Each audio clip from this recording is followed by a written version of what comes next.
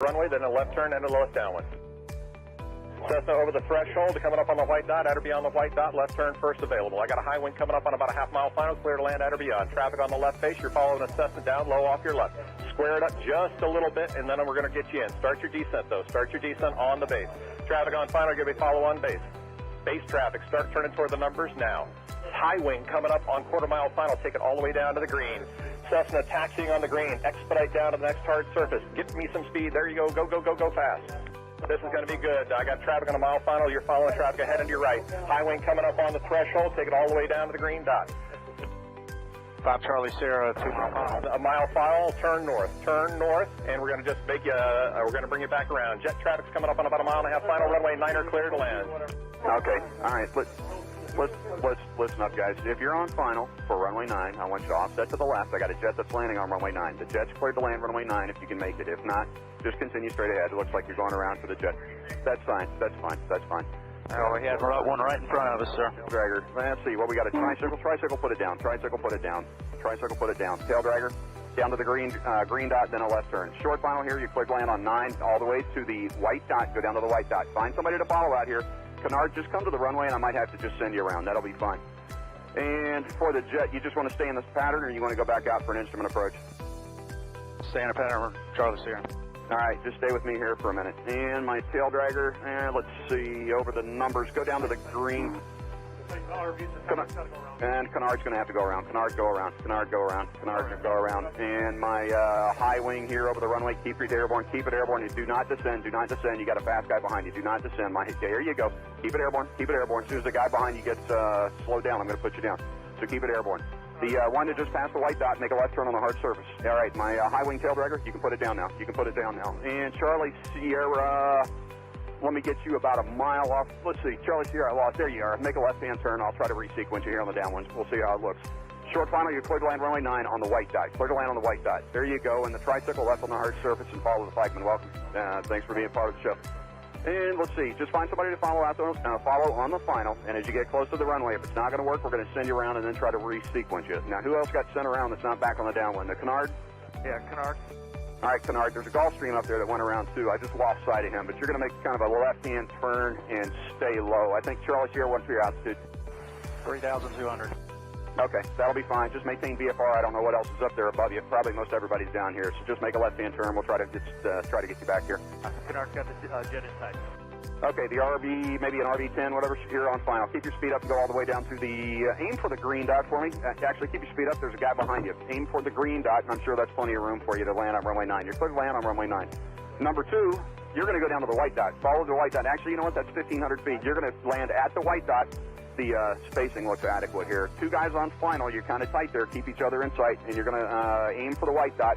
If it's not going to work, we'll come up with a plan B. We might have to send you around. The second guy behind you out there in about a 2-mile final. Are you slow enough to be able to follow that guy in front of you? You need to go around. Yeah, follow.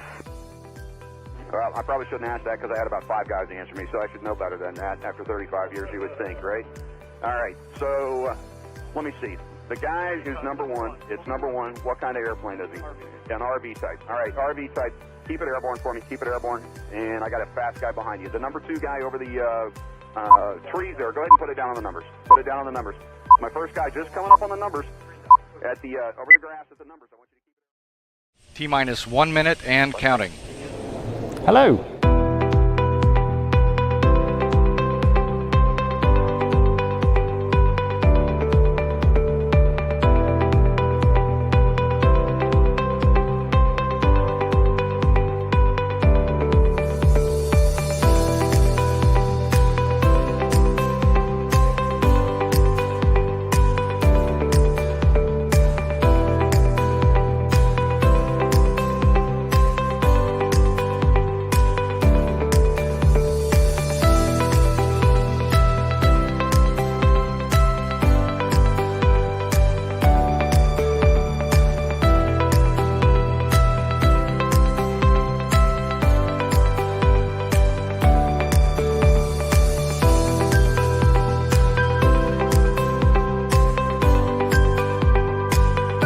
Four, three, two, one. Hey, hello. We've just woken up. Welcome to the live stream from Friedrichshafen, from my hotel room, funny enough. And there you go. That's a first time for everything, because for the last 2 years it's In been your my hotel hotel room. Yeah, you trashed you also, didn't you? Yes, yeah. I didn't get any internet this year. Yeah, no, we're in the hotel with slightly interesting internet. So, but apart from that, the rest of the hotel's great. The restaurant's good, breakfast's good, but you don't care about that, do you? Anyway. Yeah, Cloud Alpha says hello all from our Airbnb in Friedrichshafen. Hello, Airbnb. It's bloody cold out, isn't it? So we've had a week of like basically shit weather, haven't we? It's been rainy, it's been windy, it's been snowy in the mountains. There's like cars in the car park with snow on. It's been horrible. So first of all, we have to say a huge thank you to Continental Aerospace Technologies and Cirrus Aircraft for sponsoring our Friedrichshafen coverage.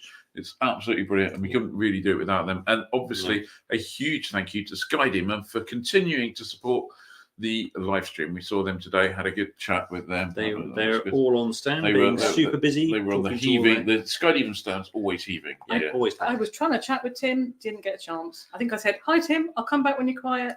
That'll be Thursday week or something, because they're already busy. So last day, or at least last day for us tomorrow. The show actually runs till Friday and Saturday. Yesterday was a little bit quiet, not too bad, but a little bit quiet. Today was bloody heaving. Stuff everywhere, including dogs and all sorts, really. Anyone with having a dog at a show? I know, it's amazing. And there was a couple of those like bloody robot things that go around. Yes. I don't know what that was. Oh yeah, it's running on Ian's laptop, so we might get alerts and things. Yeah. Anyway, but and there were lots of people from the UK. There were saying hello. And there was a Swedish contingent that arrived yesterday. I thought this was quite good. The Swedish contingent, a whole bunch of Swedish GA pilots. They got together, rented an Airbus A320. Wow, that's to very fly cool. in for the day and out. I think it was. I don't know how many you fit in an Airbus A320, but a couple of hundred at least. Are we thinking this could be a flyer club thing for next year? Well, apparently they paid 300 quid each for the tickets. We also heard that a contingent of people from the UK, as from a small strip, all chipped in, small airfield, chipped in and rented a citation to get. They all planned to fly in. Citation. Yeah, and they did the day trip begin to Memmingen, wasn't it? So say that again. We went British Airways. Yeah, that was and I think this year would have been it was really tough for GA arrivals. I mean, their slot debacle was probably didn't help, but the weather has definitely kept a lot of people from attending easily. So absolutely. Anyway, without further ado, we've got comments already. Well, no. I was going to say, as we thank Sky Demon, we should probably play this week's top tip. Pay attention. Is it Tim? It is Tim. Here comes the Tim. Hi, I'm Tim from Skydemon. Welcome to this week's top tip. When you're flying, if you see something interesting on the ground, you can quickly create a user waypoint by opening the main menu and selecting Create User Waypoint here. You'll see the waypoint appear on the map. After you're done flying, open the Setup menu and choose User Waypoints, and go into the folder Dropped in Flight. You'll see your waypoint here. You can then rename it,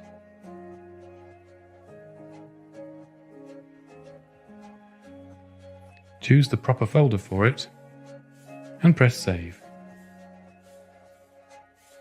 Your new waypoint is here on the map. For our full user manual, go to skydemon.aero and choose Help and Support.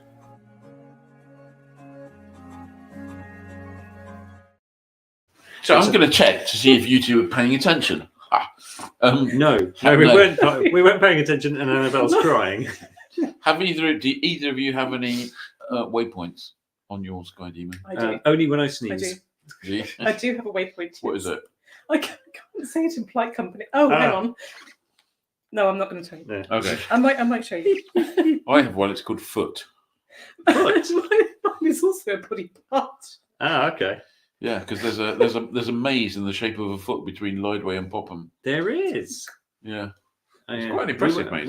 We won't ask anymore. No, we won't ask anymore. No. Anyway, Paul Fraser says, very useful. Chris Winch likes our wall art. The hotel is full of it. I hadn't actually noticed it, to be honest. Well, because normally, when you get back here, you fall asleep. Yeah, it's hard to miss. It's hard work. Eugene says, did you manage to find anything out about the new small turbine engine? Eugene, there are loads of turbines. There are more there. small turbine engines than there are. Genuinely, every corner I turned was a new turbine of some sort. I mean, I think in general, you have to kind of say that a place like Friedrichshafen and Sun and Fun and Oshkosh to a certain extent, there's a whole bunch of new stuff that's kind of just sitting there, and a very low percentage of that makes it through. Yeah. And it's great to get excited about it, but you kind of need it to be a little bit more real before. Well, I need it to be a bit more real before I get really excited. Like the Bristol people, not a turbine, but electric stuff. Yes. We'll probably talk about those later. They actually said, if you want to come fly it, just come to the airfield and go flying. That for me is real. You can actually go and do it, feel it. Yeah. Hopefully not smell it, because that would mean it was on fire. That's what turbines do. No, the electric one. Oh, right, okay. So you kind of like, there are lots and lots of turbine engines, lots of aircraft with turbine and stuff. There's not so many of the GA aircraft. There's more of the microlight stuff. Yeah. And it seems to be a thing, doesn't it? Stick a turbine in your microlight and fly for half an hour. Yeah, but what fun you'd have for that half an hour. Yeah. There was only 2 this year. There was only 2 this year. My laptop is, my spinny wheel is happening. No. So that's not necessarily a good thing. Does that mean you can not get rid of that? I can't get rid of that. Oh, there we go. It's back. There were only 2 last year. There was a small turbine. One of the little ultralight helicopter companies. They've turned their turbine into something that will drive a propeller. And I've seen, there must have been. I've probably saw 4 or 5 different little turbines this year. Unfortunately, whoever's just sent me a message, I can't unfortunately see it. Ian can't read it. I think you've had too much to drink. That's perfectly in focus for me. Yeah. Stella says, I'm in Friedrichshafen now. Hundreds of millions pounds worth of aircraft at AERO Friedrichshafen, and they choose the best to be on the cover. Unfortunately, my watch is not actually showing it, and my phone is being the camera. Okay. So I can't tell at the moment. Yeah, Stella. Well, hopefully you'll be there tomorrow. Maybe you'll see us. Didn't see you over the last 2 days. We were everywhere. We were bloody wondering. I mean, there's 7 A halls. Yeah. 5 B halls, 5 or 6 B halls. Yeah. If you see somebody with 2 dogs, I'm quite easy to spot because there are not a lot of dogs there. Okay. Well, there are more dogs than you normally get in GA shows. That is true. Yeah. I'd say there's quite a lot of dogs, considering I think 3 of them is quite a lot. But yeah. I thought about 6, I think, including 2 of my own. There were probably less dogs there than I've seen in previous years. Yes, last year there were loads. Loads, yeah. I wonder if it's the weather though, isn't it? I guess. So, Eugene, clearly you're interested in turbines for the GA World rated at 150. I'll try and do a little roundup for Flyer of turbines that I have known at Friedrichshafen for you. That sounds fascinating. It does, doesn't it? Yeah. Turbines Interestingly. Turbines that I have blown. Yeah, exactly. It must be time for the weather. For the weather. Yeah, it's here it's raining and snowing. Before we launch into all the Friedrichshafen news, let me find the weather. I've lost the weather. Stand by. Hang on. Here it comes. That job I do is not easy, is it? It's no. You make it look very hard. It's very slick. Yeah. Here we go. It's Simon with recorded weather. Evening all, hope you're doing okay and that you've had a good flying week and have managed to get something in. If not, this weekend sees higher pressure building in, and I'm hopeful that for most of us it looks as if it should be a fairly decent weekend. Saturday looking the pick of the days. More on that in just a second. But looks like having fun there in Friedrichshafen, and been a showery one though, hasn't it, today? You see here satellite picture on the radar picking up on all of those showers that we've seen across central parts of Europe. Some thunderstorms there as well, some pretty big QNIMs around too. Typical spring-like conditions across Europe, but no doubt it's not ruined the show too much.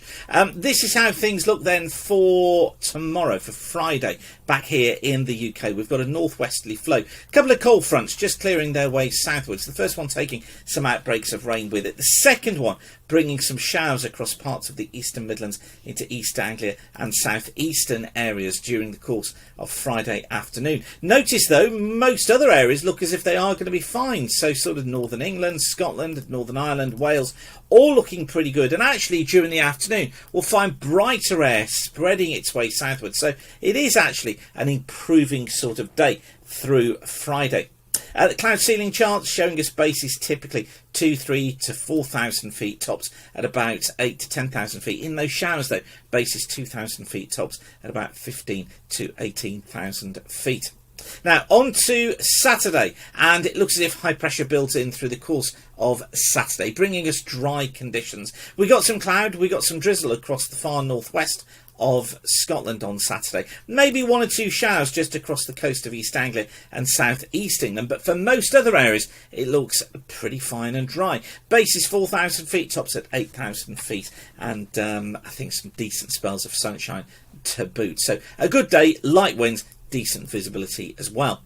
Sunday, the high pressure is still with us, but we've seen this warm front just edge its way eastwards and southwards. It brings more cloud to northern and eastern parts of Scotland, also into northeastern England, and I wouldn't rule out a spot of drizzle on Sunday here. It could be that cloud as well increases across northern parts of England, through parts of the Midlands, through East Anglia. Typical base is 2,000 to 3,000 feet, tops in that probably around about 7,000 to 8,000 feet. It will be broken in places, but the thicker the cloud, the closer you get to that warm front. Ireland, southwest England, western parts of Scotland, all looking pretty fair. Just one other thing to note as well for Sunday is just this northeasterly feed picking up through the channel.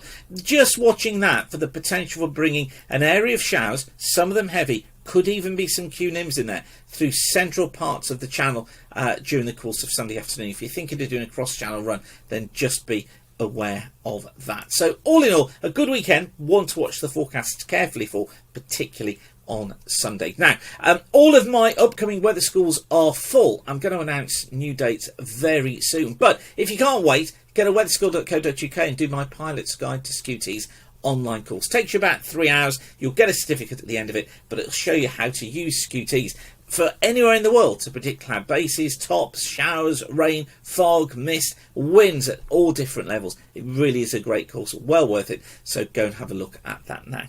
Okay, I'll leave you with that.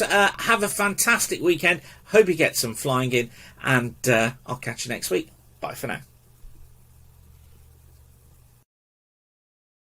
My gosh, that high area of high pressure on Saturday couldn't be any higher, could it? It couldn't be any higher, couldn't it? No. However, you shouldn't be doing that. You should be coming to Pilot Careers Live at Heathrow on Saturday, where I'll be.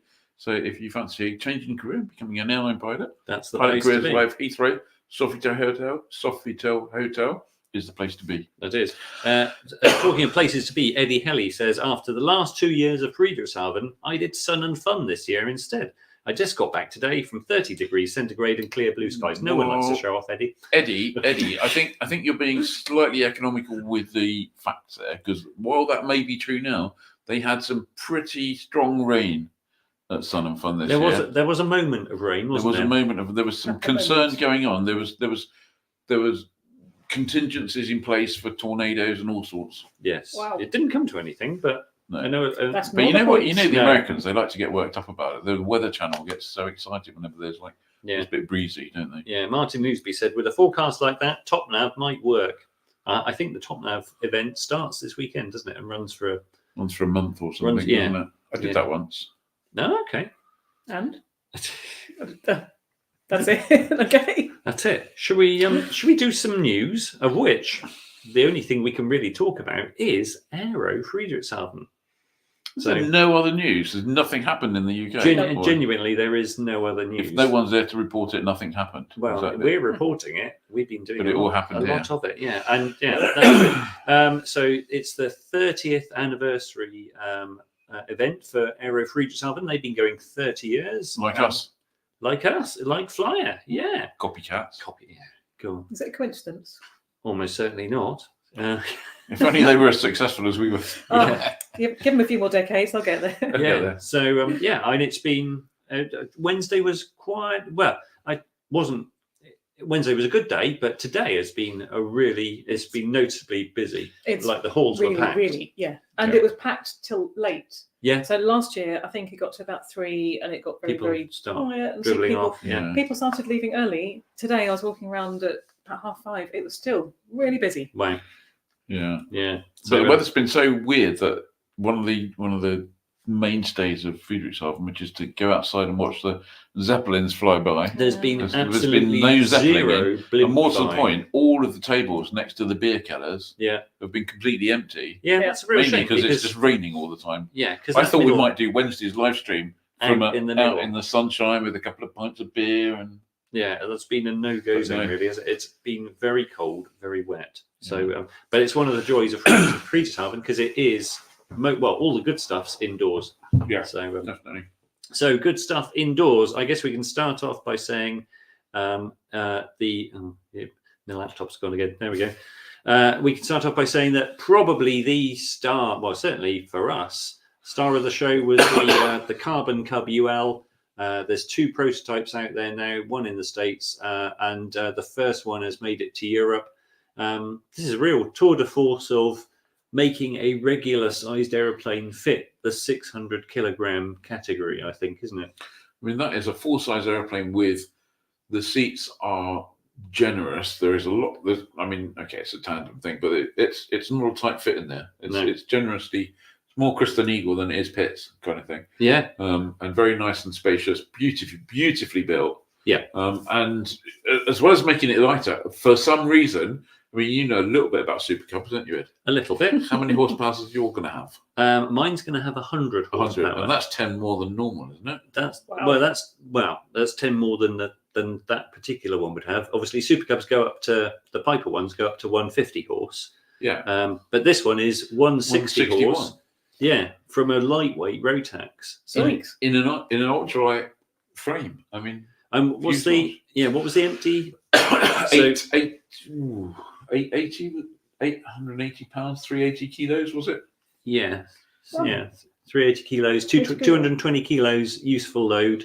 200 base price is $295,000, which I know is a big sticker number, but think of the technology that you're getting. Yes. It's a lot of aeroplane a lot of brand new aeroplane. If you buy between now and Oshkosh, you can get £25,000 worth of stuff in the panel free of charge. I mean, that is. I mean, that's a good deal. But on the other hand, it's kind of taking a bit of a punt because it's not yet approved.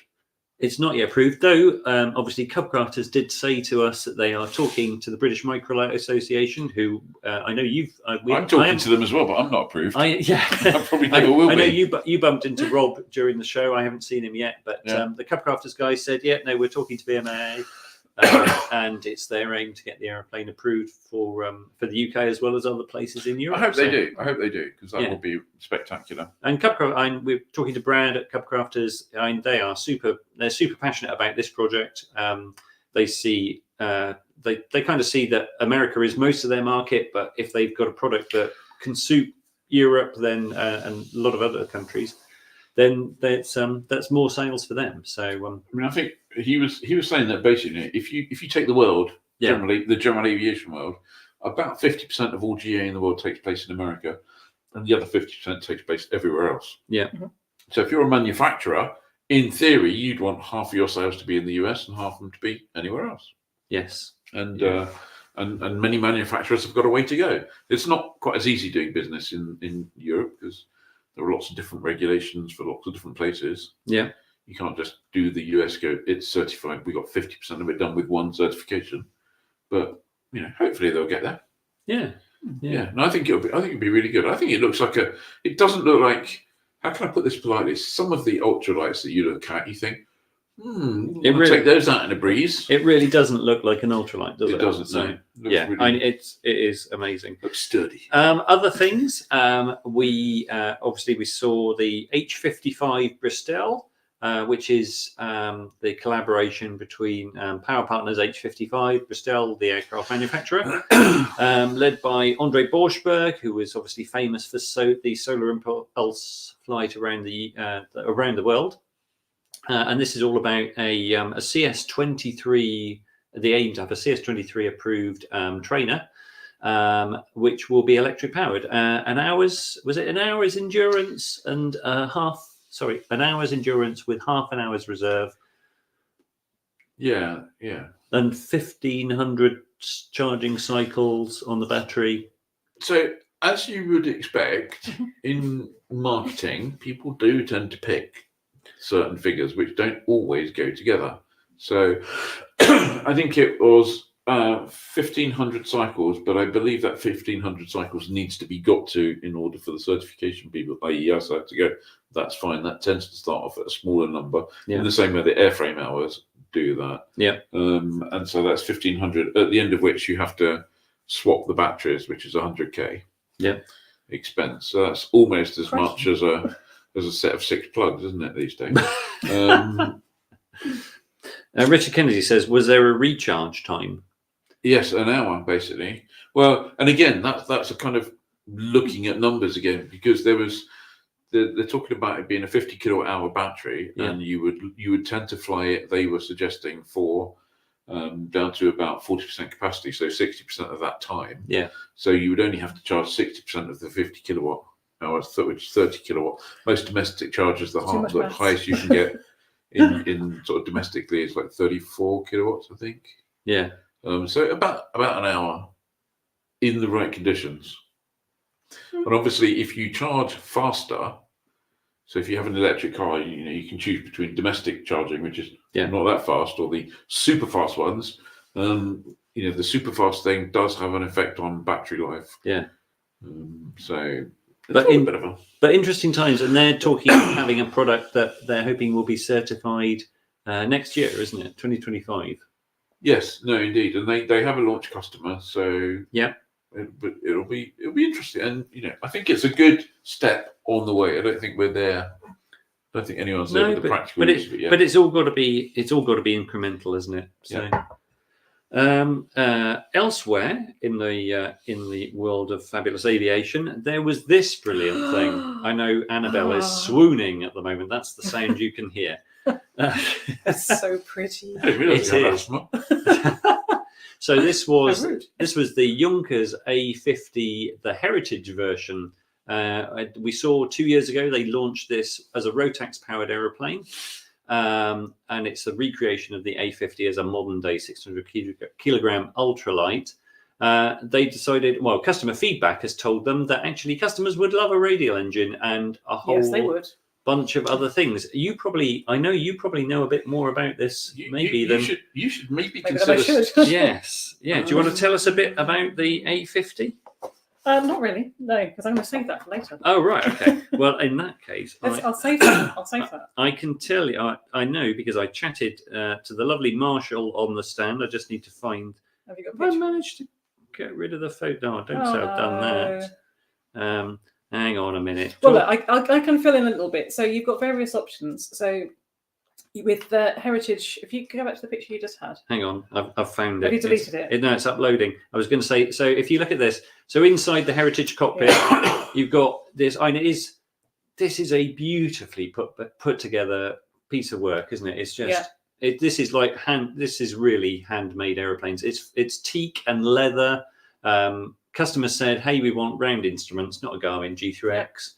And you've got that. They've given it a beautiful. It did have like a single piece of plastic windscreen. Now they've gone. Let's have a beautiful aluminium frame. I think there were some issues with fumes from the exhaust from the Rotax coming into the cockpit, which people didn't like. Oh yeah, I can see that would be a negative. I don't know. Just me. I quite like that smell. But they said it destroyed the idea of flying along at a few hundred feet on a summer's evening and smelling the grass when all you could smell is aircraft fumes. Aircraft, yeah. But I don't know. But actually, I of course climbed over the barrier and went to have a look, and it just it's inside. It's just perfect. That the teak on the floor is flawless. It's like a beautifully crafted yacht, isn't it? Not that I've known many, not that I've known many beautifully crafted yachts, but so it's like a beautifully crafted aeroplane. Yes, with wooden bits. Yeah. How many do you think they'll sell? I don't. Well, don't forget that when they launched the A50 regular one, I think they sold a dozen pretty much straight off the bat. They were people like, oh, that will never sell, and actually it sold quite well. I think it was something like 27 in the first year, or some a good number. So, what we got? Try repairing the Junkers. The idea, Paul, is not to break the Junkers, and they've got Junkers. This is not a small operation. This is a really, this is the Junkers that they've created to build this stuff is really quite impressive. So I'm sure should you need repairs, aviation needs people like that, doesn't it? Yeah, Andrew Kennedy, your child needs education. As my boy would say, why is it made of corrugated cardboard? Yes. Don't fly it in the rain. So yeah, Jane says, what effect on airflow does that ribbed effect have? Well, I think the ribs are all in the right direction, Jane. So probably not very much. Does make it nice and stiff though. So Nigel says, Heritage A50 looks a lot better, but still not as good as the original, which I saw in the Deutsches Museum in Munich on Monday. How cool is that? Is it unpainted? It's no. Well, you know the answer to this. You can have it in a range of options. So I think red, blue, black, and Yellow? creamy, yellowy custard, the pale custard. Okay. That's not what they call it. Okay. Melanie says, I rather like it. How much?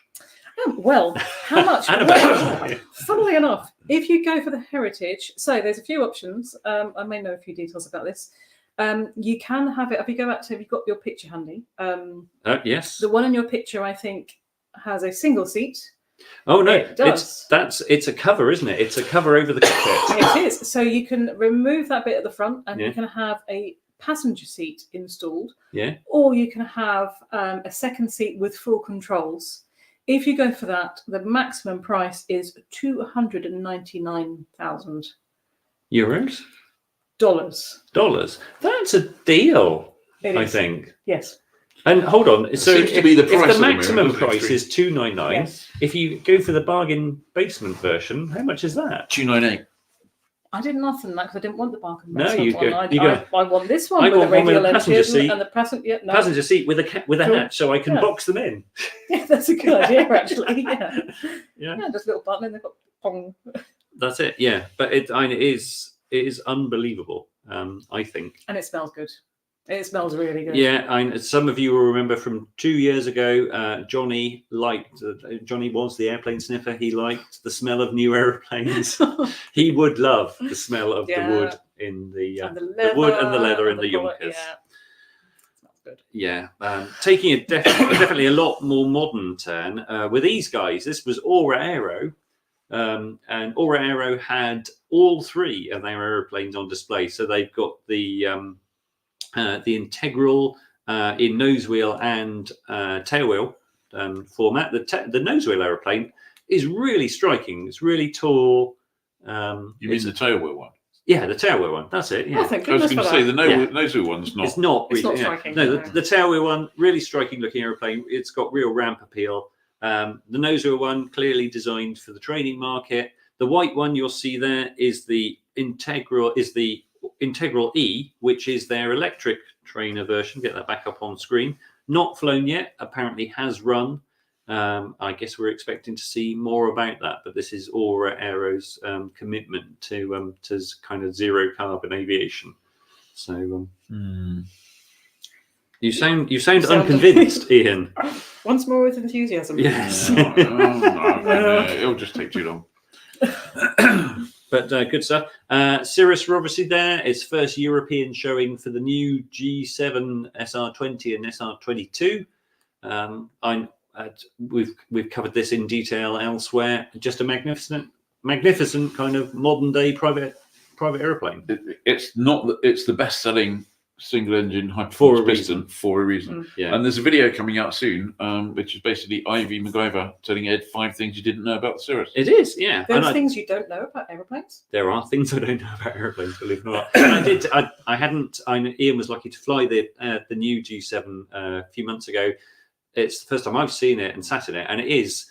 They've talked about making it very jet-like and making the experience kind of far less intimidating and more open to new people to aviation. And this is just an amazing place to be. The cabin is superb. The tiny panel, well, big screens, but real jet-like feel, and so much data, but really easily accessible. I think Cirrus. Say what you like about Cirrus, and I know that most people love them. There are a couple of haters. But I think they have done more than any other manufacturer in recent times at modernising the interior of an aeroplane and making it look nice, feel nice, and work together in an integrated manner. You just get the impression that some of the manufacturers have all the engineers working on the airframe and the engine and that, and then they say avionics and stuff like that. Where's the apprentice? And the apprentice go, chuck them in. Yeah. So they don't have like industrial designers and stuff, and it really makes a big difference. Yeah. Aerotiques asks how much for the Cirrus, Ian. I know you're the expert here. If you the SR20, which is the 200 horsepower one, starts I think at 600,000-700,000, and the SR22 turbo, if you go for the SR22T, in the kind of like fairly loaded with goodies basket, you're talking over $1 million. Or as Andrew Zabak says, a lot. It is a lot. Dollars. But you do get a lot for your money. I think it's fair to say. It is a lot of money. But you look at the Gamma numbers. Yeah, they're selling in big numbers. Yeah. What was it? Over 350 last Something year? like that, yeah.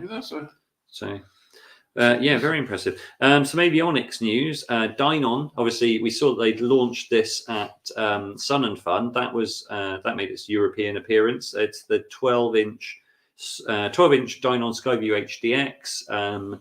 They're showing it as a prototype only at the moment, but I think it's fairly sure that we'll be getting that before too long. I think you can certainly you can order it.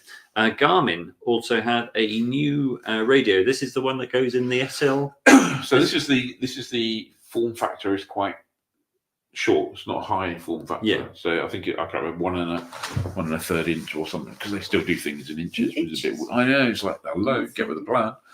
So if you had like the SL30 or the SL40, which quite a few people had, and those SL30 40s are only available in 25 megahertz, not in the 8.33. Yeah. So they're like chocolate teapots in the UK.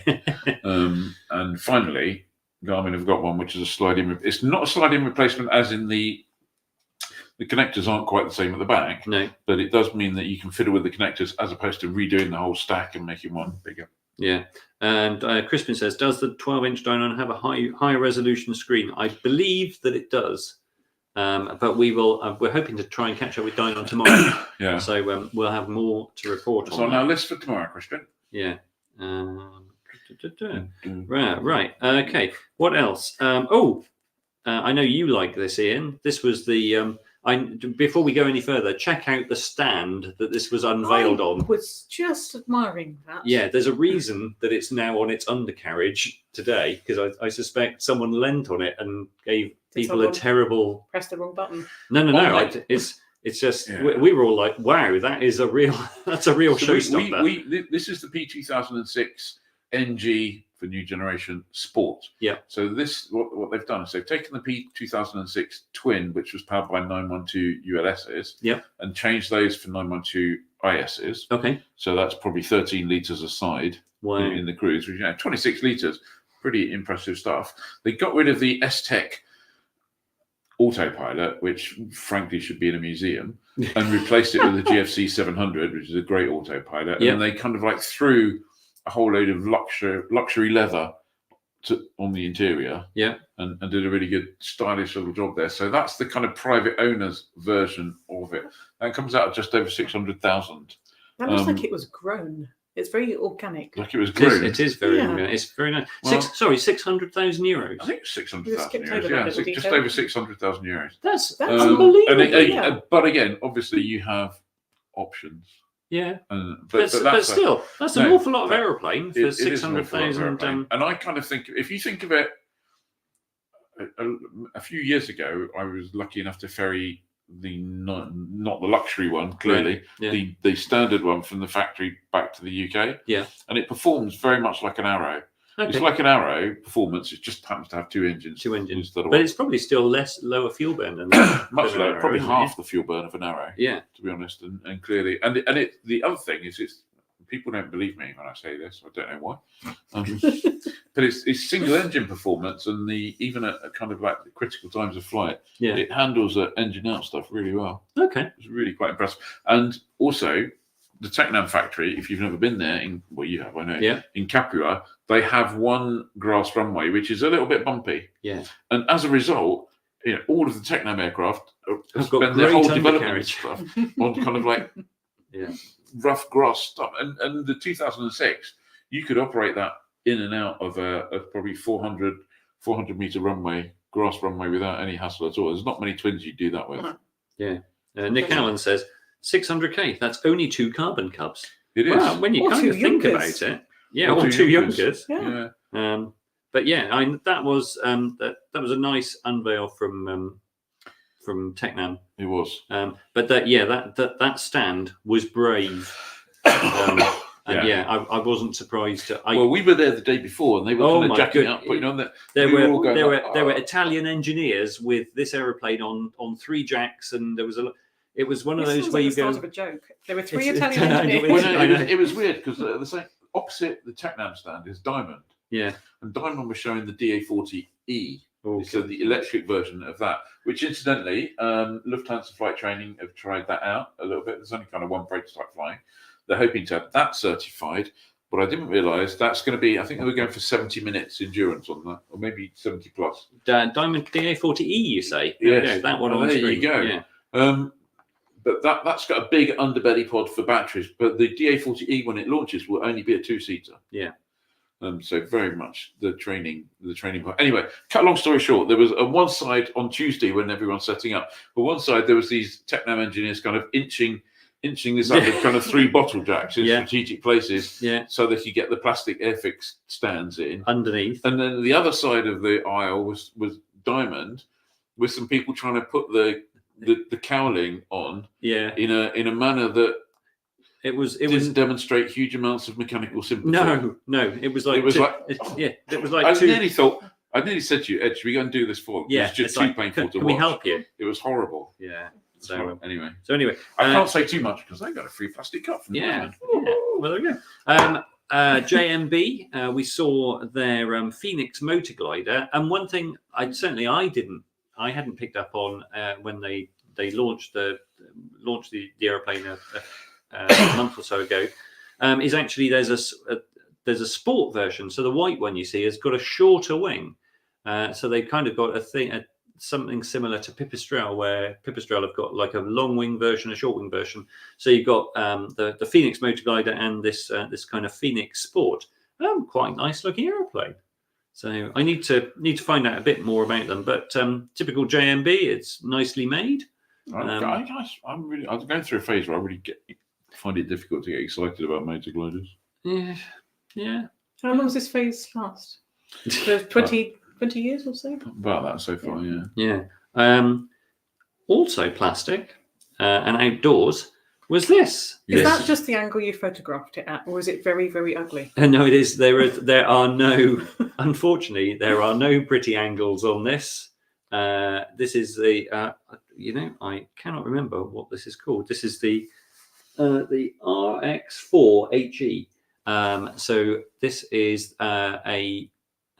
is it Hang Seng aircraft? This is the Chinese. The Chinese hydrogen. It's amazing. Yeah. Hydrogen-powered aeroplane. Is that what's in the bottles under the wing? So is there one of those hanging off each wing? No. This seemed to be the. So I went outside and they were cranking it to as if they were going to try and start it, but it wouldn't. They said, "Oh, the battery doesn't have enough volts. It wasn't turning fast enough," and so there was nothing to see, sadly. So.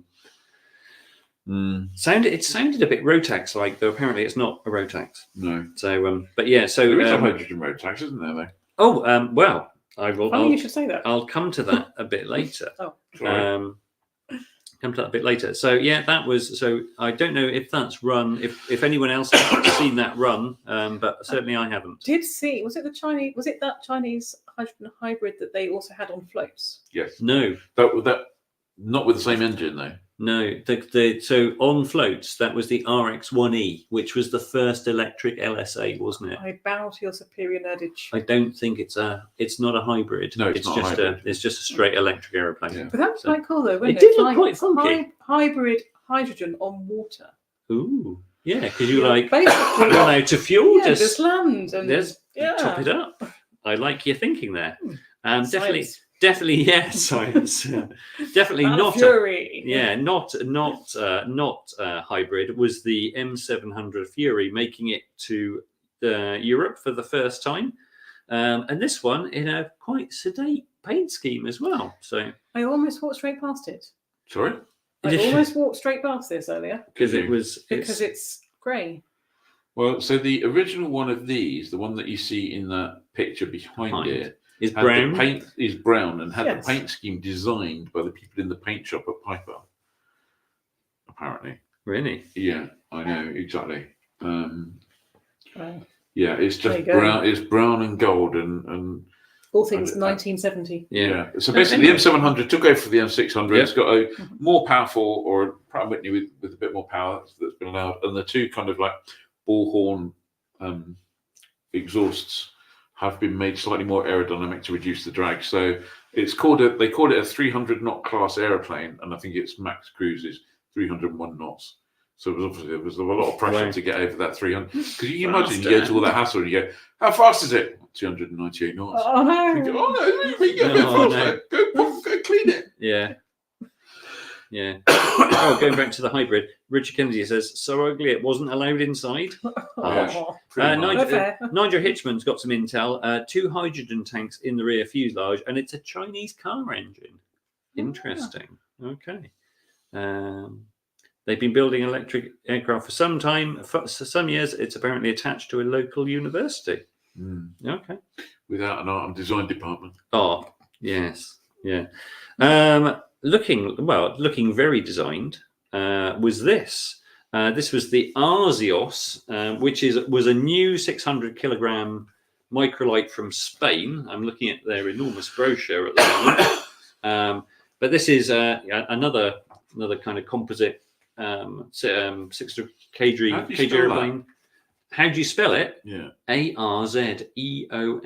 Okay. It's got retractable gear, Rotax 912IS, sport engine. It had, Nigel. So if you don't know, Nigel Hitchman is font of all knowledge. Has seen more aeroplanes than anyone, and is a friend of Fly. I was chatting to Nigel at the show, and Nigel had found out because the aeroplane on display doesn't have a windscreen on. And it's a bit odd. Nigel asked him. He said, "So how's the windscreen? How's the canopy held on?" And apparently, it's electromagnetic or something. What? Yeah. So it's like, well, so if your battery fails, the screen falls off. I'm sure Nigel will confirm that in the comments. But yeah, it's quite yeah. Oh, Eric Cheek says, "Did they run out of plastic for the empennage?" Oh dear, yeah. It was quite interesting.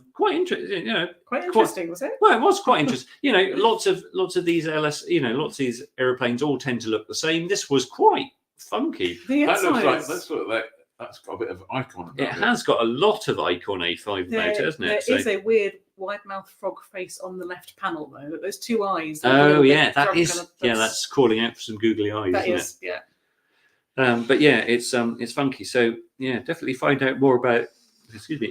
Find out more about their electromagnetic canopy. Why do people do that with kind of things? We're going to do something that no one else does that's different. It's not like it makes it go 20 knots faster or anything, is it? Yeah, no, I know. Andrew Kennedy said, "Wow, 90s Japanese car interior alert." Yeah. Designed by the person who did Amstrad Hi-Fi in 19. That's it. 79. Yeah. Nigel said, "Yes, electromagnetic. They told me, and they might add a latch at the top. That's a relief. That's a good idea. Yeah. Otherwise, you could call it an extra." Yeah. Pete Jeffco. Lots of lovely new aircraft, but again, nothing from Britain. Are we the only country that doesn't make anything? Europa accepted. Well, do we make the Europa still? You can buy a kit, I think. Can you still? I believe so. Yeah. I didn't know that. Yeah. I didn't think you could. Okay. Yeah. Oh, well, we make the Islander, don't forget. Yes. Boxy but good. Boxy but good, yeah. Not boxy was the Pipistrel Pantera, which I think this has been an aeroplane at Aero for more than 10 years. You've got a video you could play if you wanted. Have you? If you scroll down to the video things. Scroll down to the videos. Right at the bottom. At the bottom. Or is there a Pantera? Is there a Pipistrel or something? There's a H55 Bristol. No, maybe go up a bit then. There is Pipistrel. It's true. Okay, people, hold on to your hats. Here comes 37 seconds of Pipistrel video. Here on the Pipistrel stand, standing next to the Pantera, still got the experimental written on the side, but I was talking to Tim Tomazic, who's the Chief Technical Guy at Pipistrel and also the Chief Engineer.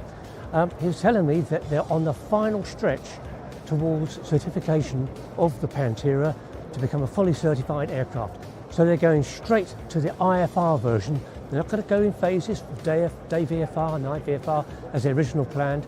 Tecnam want this aircraft to be certified this year, and they want to start delivering aircraft to customers by 2025. Very good. Well, there you go. There's a longer video than that. There is. We'll talk about that. Hang on, let me. I'm just trying to get rid of the Pipistrel photo. Yeah, so longer video coming up. Certified for IFR doesn't have any icing protection. No, I mean there are quite a lot of non-de-iced IFR airplanes, like Cessna yeah. 182, for Yeah, example. true. Yeah. Yeah. But I don't know. There's a lot of people talking about stuff going to be certified or approved and all the rest of it, and it's going to be the first. All of the electric people are going, oh, it'll be the first CS23 certified aircraft. Yeah, you know what?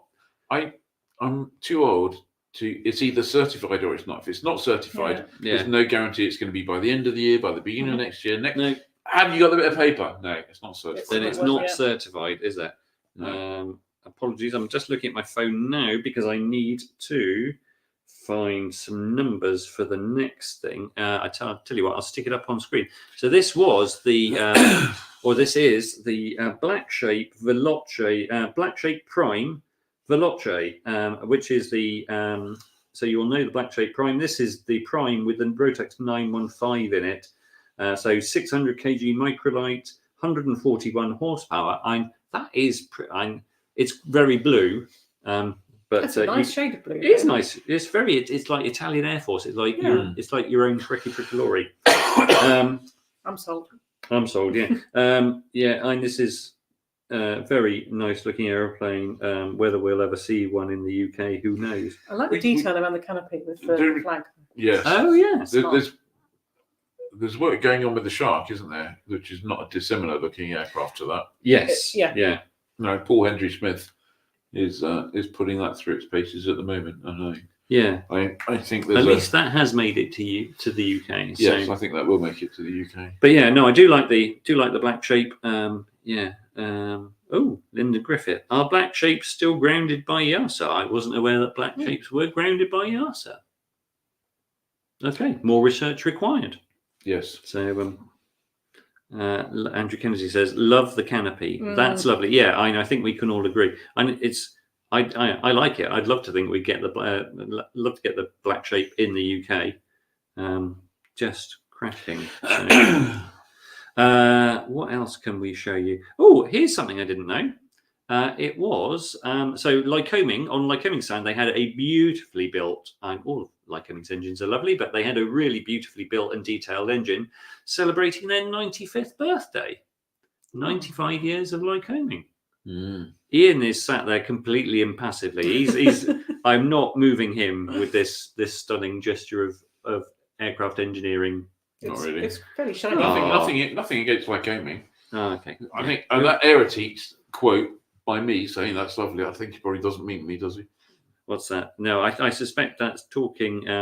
That's the lovely. Blackshape. Is all There about the.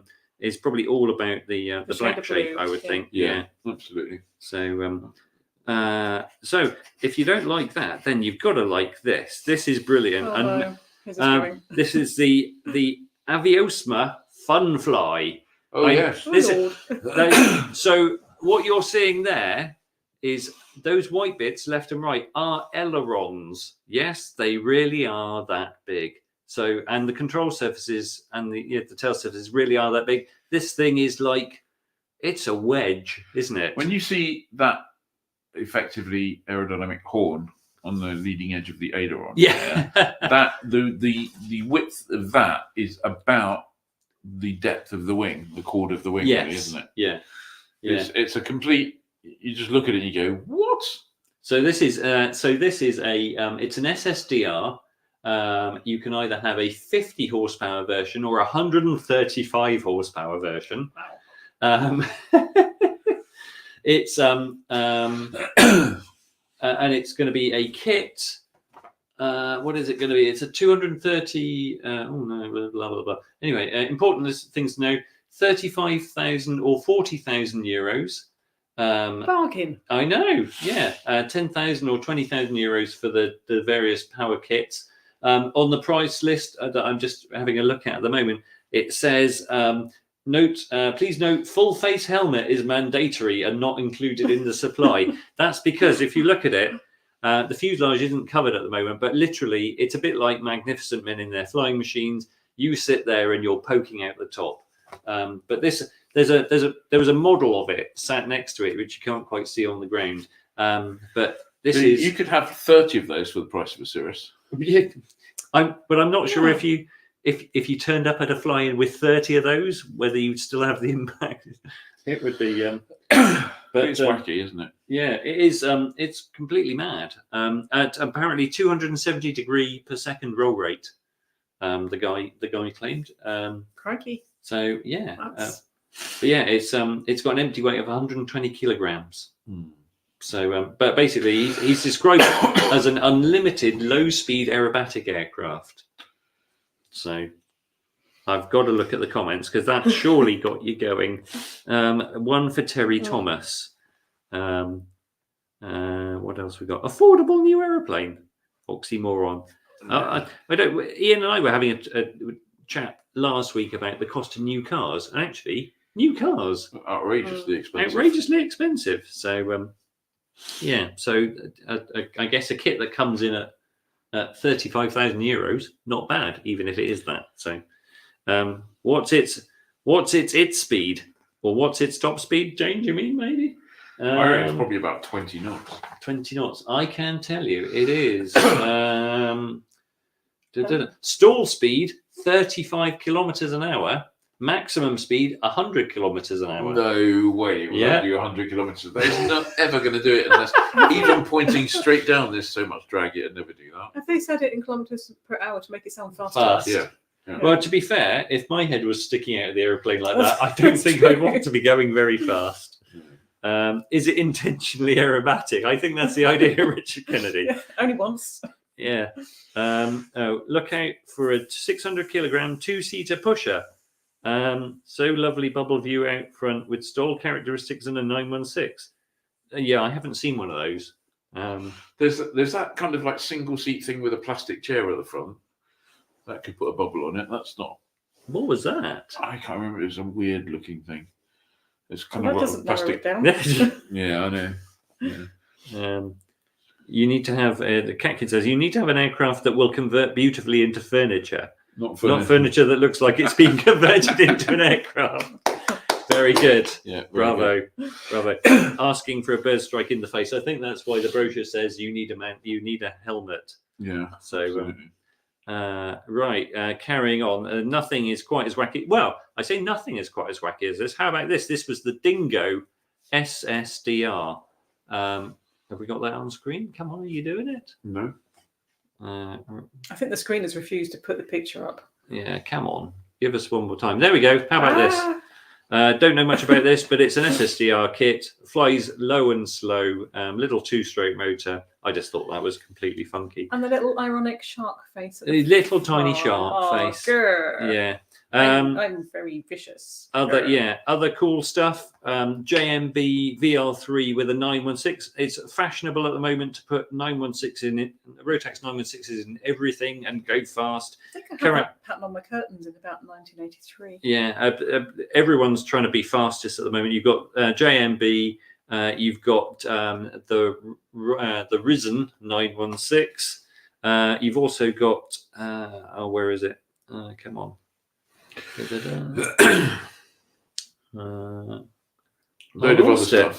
lost it. It's not uploaded. But you've also got the Blackshape as well. Sorry, not the Blackshape. The Blackwing. Yes. Blackwing with a Rotax 916. What else? Oh, Continental they've made their diesel engine for a helicopter, haven't they? Yep. That was news announced from them. But Today, we don't know what helicopter that is going to go in though. I think it'll probably be sometime in the next 12 months. We'll find that out. Fantastic thing that we spotted. A German chap has decided he would make a full-size ME-163. Luckily, not rocket-powered. He's powering his with the engine on the right. It's a giant JetCat 1000 mini turbine. I can't wait to see a video of that flying. That is just does look funky, phenomenal. Are they the ones where the undercarriage like fell away? Yeah, I mean, yeah. what? Yeah. Well, and it was powered by fuel that would dissolve you if it spilled on you. So, yeah. So undercarriage falling off was a minor thing. If you were doing the jet, like in about 100 years' time, they had those airplanes. They put avgas in, I know, they had lead in it. Yeah. If you like your Jet 5, how about this? This is the Jet Traveller from a Swiss designer. Little side-by-side aeroplane powered by the PBS TJ100 turbine. If you look up the tailpipe, there it is, just in the rear end. Do you do that a lot? I'm not really. No, only when I'm trying to find a turbine. It must be time, Ed. I don't want to rush. I know. Yeah, but it's 2025. Yeah, and are we willing to give it maybe 5 more minutes of the news, and then What else you got then? Oh well, there's a lot. There was a lot. There was some nice new SSDRs from Swan, the Dragonfly motor glider. Where? That on the screen. Yeah, where? What? Oh, you said a nice one. Don't be miserable. God dear. Go Guitar. I know. Go Guitar, who have got a kind of mini Cirrus 4-seater. They're joining the turbine vibe. So they've got they're the latest people to take the Turbotech turbine and stick it in their aeroplane. We talked about a hydrogen-powered Rotax. This was a project by a company called FEV. They were showing this. They weren't allowed to say who they did it for, and they had to do it. They did it purely as a technology demonstrator, but they successfully didn't fly, a Rotax 912 powered by hydrogen. So they were keen to go, it's not really a Rotax. And you go, it's clearly a Rotax in a box. So great comedy value for this. This is eVTOL's idea of an ambulance. That's you've been hurt, and we want you to be hurt some more, so we'll put you in the back of this eVTOL. I sent that to somebody. In fact, I sent that to Hannah Nobbs, who was our guest a few weeks ago. Oh, the air ambulance pilot, and you said you're going to be replaced by this. She said when she first thought it, she thought it was a flying beer fridge. Oh wow! I quite like the idea really of a flying beer fridge. Hiding, and probably last but not least, hiding in the back of one of the B halls was this beautiful thing. This was the DWL RWD5, and I have to get my little research sheet, which has where is that gone? Oh, there it is. So this is an airplane you probably won't know about, but it's from 1933. Yeah. And it's an aeroplane connected with a guy called Stanislaw Skarzanak, who flew across the South Atlantic in 1933, 20-hour flight from Senegal to Brazil, set a FAI speed record, world distance record. And some guys in Poland recreated this. It had a little accident a few years ago. It's just been restored. This was one of the joys of aero sometimes is walking around, going all the way to the backs of the halls and finding things like this, because it's just beautiful. I know you've done very little B hall stuff so far, haven't you? I haven't been to the B halls at all. That awaits you. I'm just going to check the comments to see what is in it. Paul Kiddell says superb. I know you're commenting about the RWD5. Nigel says RWD5 best thing ever. Hopefully I've made you happy, Nigel, by putting it on screen. So that's cool. So that brings us to Fancy Hangout, which is all about should we play the jingle? Why not? Here we go.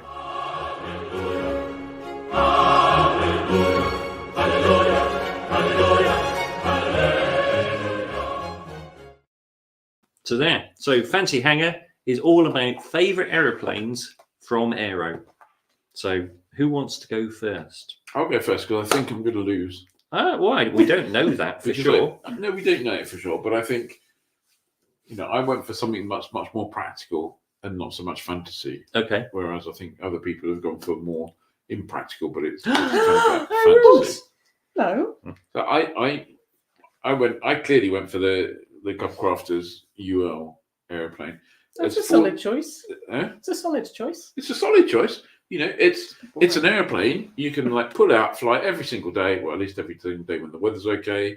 It's going to have great performance. It looks funky. All right, I haven't flown a Cub Crafters, so hopefully they handle better than Cubs handle. They do, I can tell you that they do, because Cub good. Crafters have done a lot of work to the ailerons. That's good. Yeah. That's good. So yeah, it's a great little airplane, and that one's absolutely beautiful. And I can see you just buy. I can see the appeal of buying one new. You buy one new, everything works. If it doesn't, you get it fixed. Fly it every single day. Fly the socks off it. And they're claiming 6 gallons an hour, which I think is probably a bit on the light side for a 916. To be honest with you, and I'm guessing, kind of in a way, if you're happy with everything that brings you, that's almost like a future-proof. I can see that being a future-proof airplane for a lot of people, really. Well, and because it's a microlight, it kind of takes you one step away from the lovely people at the CAA and any regulations they come up with as well. So it kind of doesn't. It's not SSDR, but it takes you a little bit further away. Yeah, and it would just be a kind of fun little airplane. I like that. Yeah, yeah. Nick Allen says it's nice, but at $350,000. Nick, this is fantasy. This is not affordable hangar. Stuff's Practical, and that was in dollars. It's not quite as bad, is it? Yeah, It's about the same, isn't it? Almost, yeah. Annabelle, what did you go for? Well, surprisingly, Funnily enough, I went for the A50 Heritage. you were smitten kitten with this, weren't you? I walked into the hangar. This was the first non-glider aircraft that I saw today when I walked in, and I said, "That's my choice." Ah. And this wasn't because the people at Junkers were really, they fell in love with your hands. They were nice to the dogs. No, they may have given the dogs quite a few cuddles, but no, But this is beautifully, as we've said, this is really beautifully made. A lot of thought has gone into it. It's it isn't very practical, no, but can you imagine, when it stops raining and the sun comes out, and you've got the freshly cut grass and you're wafting along 1,000 feet. So 3 days a year. Well, so far, no days a year. But there's also a really nice link here to there's a German aviator called Marga von Etzdorf who had a original Junkers. Yeah. And she, I believe she was the first woman ever to be employed as a pilot. Okay. And she flew her A50 solo from Germany to Japan when she was about 23. Oh my God. Yeah. Wow. No, she's a really interesting person, actually. I was reading up about her after the chap at the Junkers stand was telling me. So, yeah, have a look. Margot von Etzdorf, look her up. Very interesting person. I will do that. That's a gun smuggler. She was a gun smuggler, allegedly. Allegedly. An arms dealer. That's right. I don't think she won't be suing. She's not going to be suing Ian at this point. No. But yeah, that's a big flight to be doing in a little open cockpit aeroplane. Yes. So. And then she did another one over to the Canary Islands, I believe. Yeah. So yeah, very, very impressive. But yeah, that's and I'd have it in red. Yeah, and they will obviously allow you to. The red is a paint option, isn't it? It is. So it looks. That would be I'm pretty damn sweet that. So again, if you trawled all the way to the back to one of the B halls, and I was tempted to go for that RWD 6. But I remembered that there was this hiding away at the back of one of the halls. This is a gorgeous Miles Hawk Major. It's red. It is red, yeah. It's in your fleet colours, Annabelle. Hawk Major.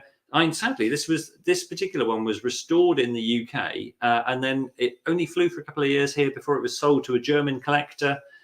He's got a bunch of aeroplanes on display, including that Fox Moth behind, and brilliantly, he's like got a really diverse collection. He's also got every type of aeroplane ever powered by a Porsche engine.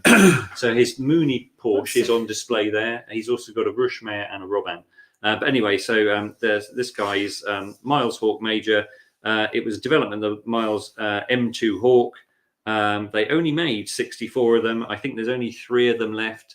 I think this is the only flyer, but I just thought this is, people know I love a trousered undercarriage. That's amazing trousers on that. Oh yeah, sticking out the bottom. Yeah, it's proper trousers. It's just this just is. I know it's not new or anything, but I bet it doesn't smell as good as the Junkers. I'm sorry, I bet it does. I bet this has years of aroma in it. That's this why will it be doesn't smell as great. good. Don't you think? Actually, in all seriousness, don't you think there's something slightly worrying here? We went for our fancy hangar. I picked an aircraft that's got its design roots in the 50s. Yeah.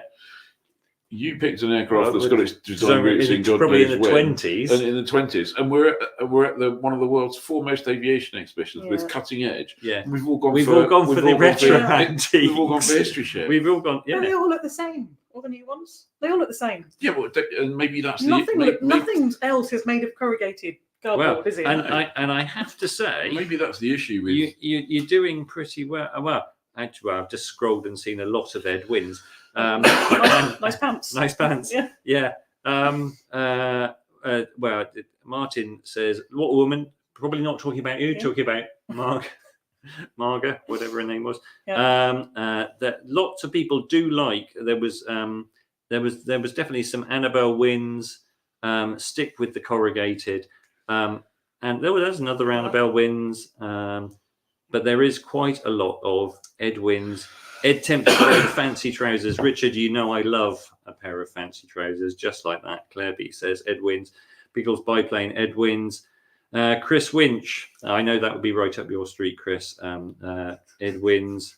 Catkin, Ed wins. Nigel, I know you. I spotted you picked it. You said, "What about the Miles Hawk Major?" I knew I was onto something when you said that. So but yeah, you're right. It's funny, isn't it? We go to a show to see all the newest stuff, and we go, "What's our favourite things here?" All the things. General Aviation is gradually becoming facsimile for the classic car market. That's it. Martin Hand says Ian was winning, but pipped by Ed. So Annabelle wins. Ed's the winner tonight. Annabelle wins. Ed wins by a spinner. I am going to claim that one. Oh. So yeah, you can claim that. I mean, it's a worthy winner. I just think it's, I don't know, a little bit regretful. They're beautiful aircraft. They are all lovely. You kind of think, but you go, can we not? You go, oh my god, that's just bloody amazing. Can we not make super desirable modern airplanes? Do you think if someone went to if this existed for the Geneva Car Show? Yes, it was like Fantasy Garage or whatever. Well, you know, I think would they all choose old stuff, or so we go, oh that? But there's a new Triumph Bonneville, which was sort of a modern recreation of an old one. Yeah, it's an interesting thing that you say, because I think if you went to a like the Geneva Motor Show and you put a Ferrari 250 GTO out, people probably would go, "I'll have the old historic Ferrari, please." Yeah. So, do you reckon? Maybe the world's had enough of progress. Maybe it's decided that it doesn't want. Doesn't want reliable, doesn't want comfortable. It doesn't want gadgets. Just because you have an old aeroplane doesn't mean that you get unreliable. You probably just get less than reliable. I had to share an Aiosa once. Well, yeah, but that's different. Not really. That's Aiosa. There's the ownership experience of something like an Aiosa or a Carb or something else, which is, and there's the ownership experience of something like a Cessna or a Cirrus or something. I'm getting, because I want an efficient way of getting me from here to Montpellier or Cannes or something like that in 3 hours. Yeah. In comfort and safety, please. Thank you very much. And my magic carpet takes me there. Yeah. If you try and do that in an Aiosa, you can do it. Yeah. But it's going to take you a while, and it's going to be a bit of an epic thing, and you'll sleep very well that night. You're right, yeah. Cloud Hopper says, what about the Stomp? There is a very nice, there's the full-scale ultralight Stomp, very lovely, Rotax powered. Yeah, just not a pick here. But again, another lovely heritage-style aeroplane in the style of a 600 kg modern microlight. So, yes. So, no, Mark Litherland, nostalgia ain't what it used to be. There you go. Yeah, and on that bombshell. Are there any events taking place, or is this just eclipsed all events? I have no idea of anything. There are other things going on in the world. We can't see beyond Saturday at the moment. Pilot Careers Live, Saturday, Heathrow. Be there. I'll see you there. I can tell you, thanks to the What's On list on flyer.co.uk, Cornish Pasty fly-in on the 20th of April, season opener, Vintage Piper Aircraft Club at Slape, Royal Aero Club Air Race School at Popham, Helicopter Museum's having a military history weekend, and that might be it till next week. So, Ian, good to have you along. Annabelle, thank you for joining in. Welcome. If you're at Aero, come and say hi before we certainly head for home. We'll be heading home about lunchtime tomorrow, won't we? Yeah. The ferries are on strike, or at least the Meersburg Constance ferry's on strike. Yeah. Not quite sure how we're going to get across the lake. We'll need a seaplane. Yeah. That reminds me of something else we need to do tomorrow. Oh, right. Okay. Yeah. A fine seaplane. Well, otherwise, join us if you're Flyer Club members. Join us for Livestream Extra next week, Wednesday at 3 p.m. Yep. Or we'll see you on Livestream back in Blighty, 7:30 next week. I'm not here next week. But, okay. You are, aren't you? Stunt Ian. Yes. You're Stunt Ian. Well, join Annabelle, Dave, Johnny, and myself. And we'll see you next week. Thanks for joining us. Bye. Bye. Cheers.